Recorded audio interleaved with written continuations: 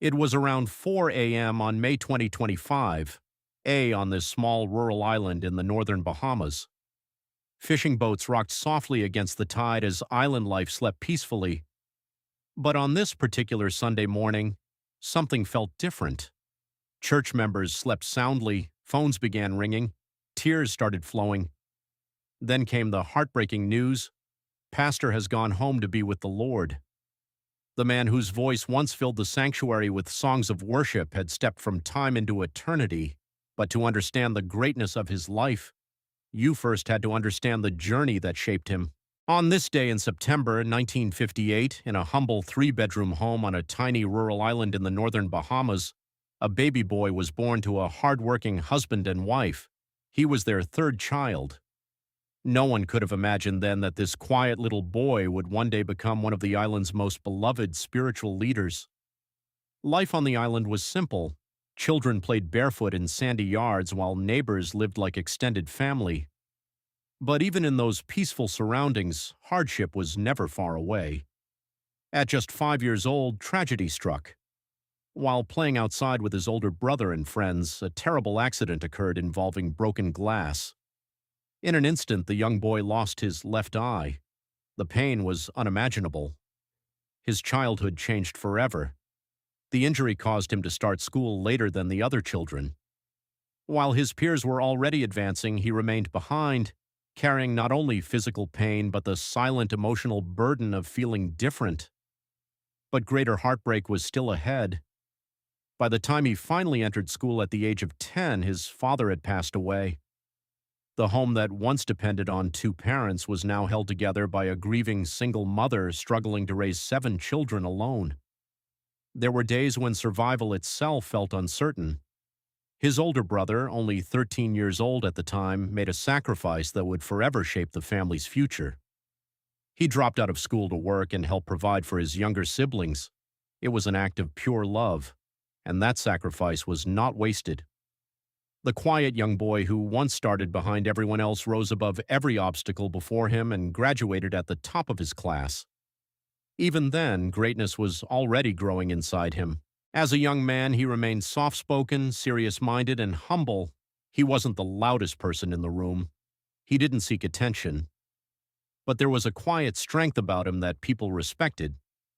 Determined to build a better future, he left the island and traveled to the capital in search of work. Like many young Bahamian men, he carried dreams larger than the small community he came from. And soon, opportunity arrived. He was hired as a fishery officer, a position that brought pride not only to him but to his entire family. Even more meaningful was the fact that he was eventually sent back to work in his hometown. The boy who once struggled through poverty had now become a respected civil servant serving his own community. For 43 years, he served faithfully with dedication, humility, and integrity, not for recognition, not for applause, but because service was simply who he was. Somewhere between the ocean breeze and the quiet rhythm of island life, love found him.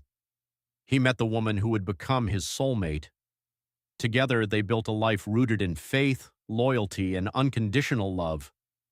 They married and were blessed with 2 beautiful children, a daughter and a son. To him, family was everything. He loved deeply, quietly, and faithfully. The docks became one of his favorite places, where he and his wife spent precious moments fishing together as the sun dipped below the horizon. Those simple moments brought him joy, and when his grandson was born, a new kind of love awakened in him.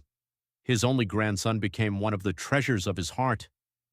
But while life brought beautiful blessings, unimaginable sorrow would soon test his faith in ways few could survive. After committing his life fully to Christ, something extraordinary began to happen. The quiet civil servant became a spiritual pillar in the community. He wore many hats: carpenter, mentor, counselor, encourager, but God was calling him towards something greater. Eventually, he became the pastor of a local Baptist church. And from the moment he stepped behind the pulpit, people could feel the sincerity in his spirit. His sermons were powerful not because he shouted loudly, but because he lived what he preached. He became known among his peers as the singing pastor. Worship was not just part of church for him. Worship was part of who he was. Sunday mornings became sacred moments. The church would fill with songs, heartfelt prayers, and messages that touched broken hearts. His voice carried warmth, conviction, and hope. When he preached, people listened.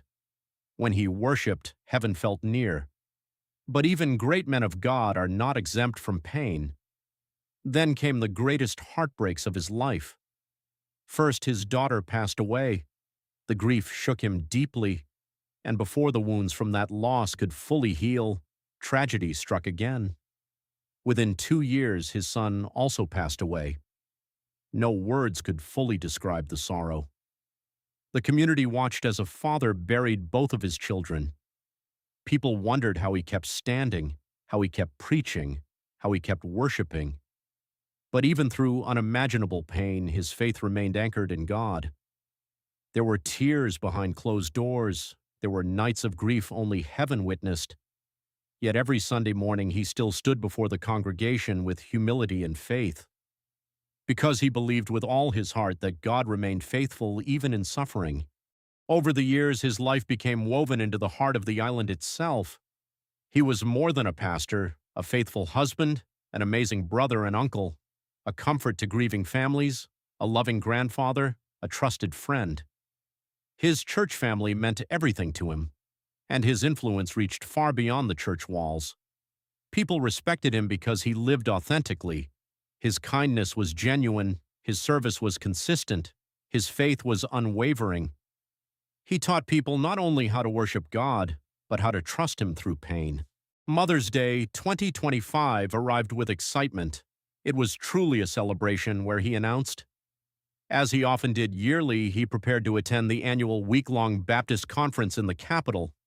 He traveled by boat because flying was something he never liked. Before leaving, he told the church, "I'll be back early." And he did. That Thursday, he returned home and spent precious time with his beloved wife. No one knew those would be some of their final earthly moments together.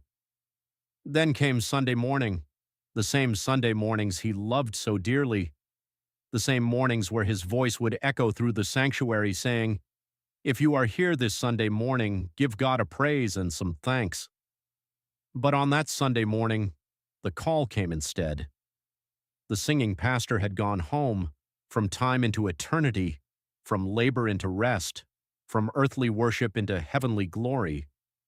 And somewhere beyond the clouds, the man who faithfully served God for decades finally met his Savior face to face, receiving his crown and his long white robe.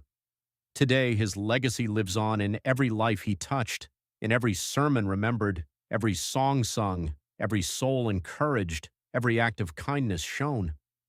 His story reminds us that true greatness is not found in fame or wealth, but in faithfulness. He proved that even through loss, pain, disability, sacrifice, and heartbreak, a life surrendered to God can still shine brightly.